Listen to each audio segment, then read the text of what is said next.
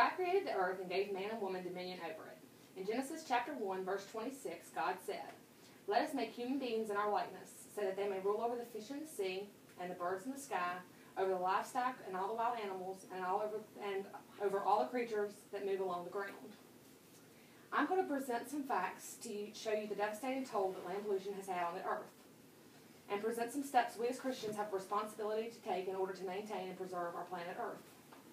I'm Amanda Kidd, and I research land pollution from several websites, including iecycle.com, buzzle.com, and greenstudentu.com. I will also use information from the Laos Review and the journal Science and Christian Belief. I also will reference the Bible. Land pollution is destroying the earth, which is God's creation. And as Christians, we have an obligation to preserve this planet and replenish sources that we consume. According to Scripture, Christians have an obligation to take care and preserve the earth. Christians have an obligation to manage God's creation, and this speech will inform you on how land pollution is destroying God's planet. My speech will propose solutions that we as Christians can practice to help decrease land pollution and do our part in preserving the planet. According to Manali Oak, land pollution is the result of human misuse of soil. Poor agricultural practices, digging up important resources, and dumping of garbage underground can cause land pollution. Urbanization, the growth of rural lands into the urban areas, and industrialization that results in the formation of an industrial society are regarded as two of the main causes of land pollution. Land pollution is destroying the earth.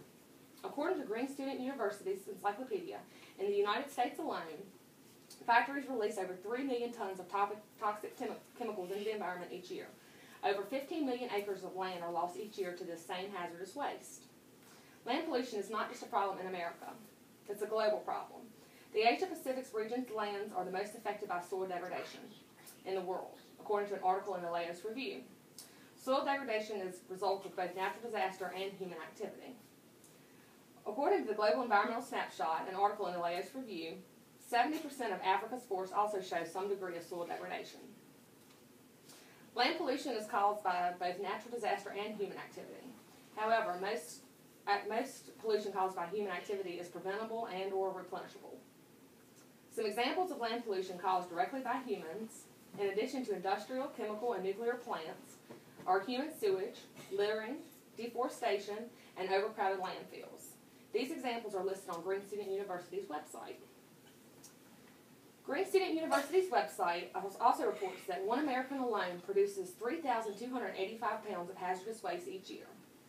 80% of items in landfills could be recycled, yet they are not. This is also according to Green Student University's website. Cardboard can be recycled. Plastic could be recycled. Aluminum could be recycled. There are solutions to land pollution.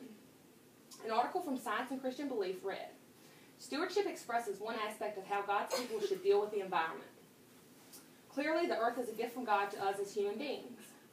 It is then reasonable to ask whether we truly love God if we are in the process of wreaking destruction on the gift that He has given us."